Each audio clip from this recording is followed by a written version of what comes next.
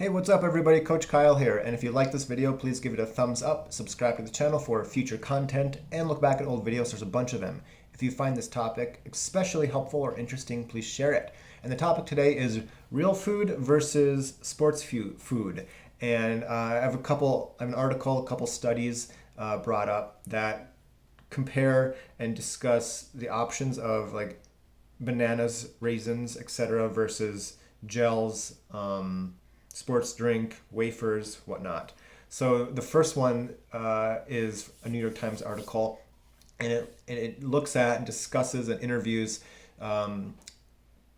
points around bananas versus sports drink. And so the researchers in this Gretchen Reynolds article, they compared banana, sports drink, and water in cycling for a time trial. And they found that obviously the two carb options beat out the water option, and that's clearly going to happen. But the banana pretty much performed just as well as the actual sports drink in the time trial. Now, that sounds great because I love many people. They don't like the idea of using sports fuel because most of it's kind of weird. It's super, it's not natural. It's fake. So I'm on the edge how I feel about that. I don't eat a lot of processed food in my general daily life, but especially here in the house. But for running, for sports fuel, maybe I'm more willing to make an exception for that, for those extraordinary scenarios.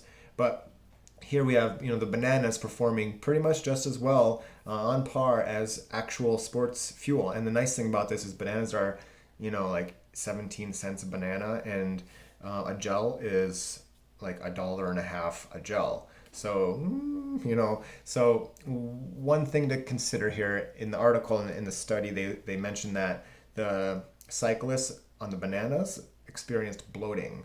And these were cyclists, so they're not bouncing around like runners do. So I imagine with runners, it would be far worse. So this just really goes to show that you have to practice with the fuel in training.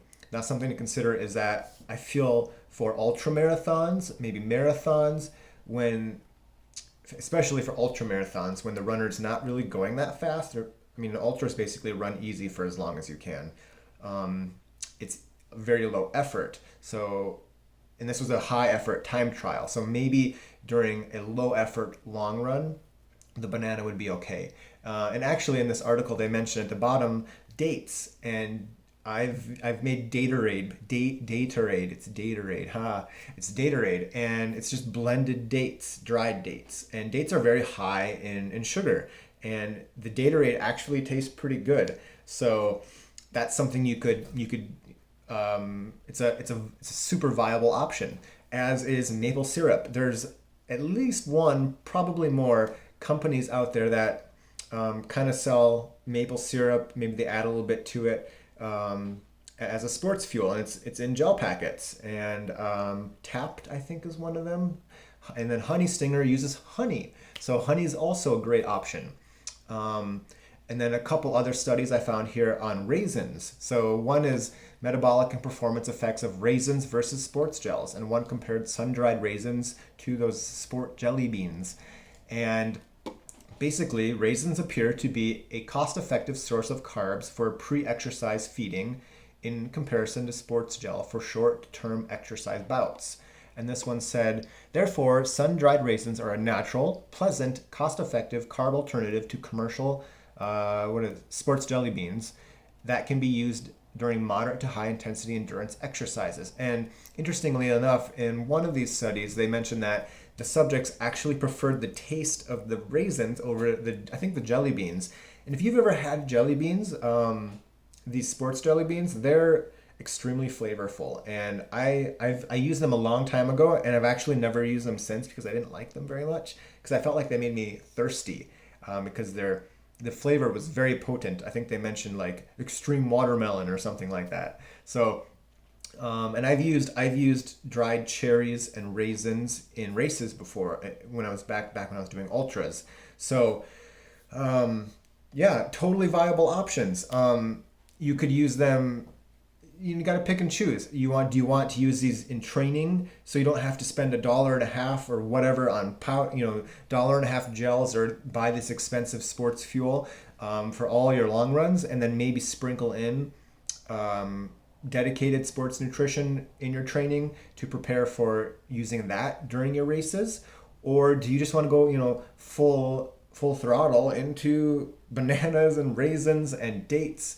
And I think whatever works best for you is what works best for you. So you got to try these options and see what you like. One real natural option that's still a dedicated sports fuel is from Spring Energy, and this is the Power Rush option that they have. And the first four ingredients are basmati rice, organic banana, organic honey, and molasses. So that's fantastic, right? So these guys did a great job with their product. It tastes great. It feels like real food. It tastes like real food. It doesn't taste like you're eating plastic, which is kind of how I would say most gels feel and taste. So if you want something a little more natural, check out Spring Energy. Check out Honey Stinger. Check out, I think Tapped is the maple syrup one. So those are actual real, sports fuel companies that are making these with real food products. But maybe just some raisins, maybe some Datorade. So let me know if you've tried any of these options, real or like dates or something like packaged like this. Let me know drop it in the comments below what you think, your experience, and interesting subject. I think it's certainly worth testing out if you care.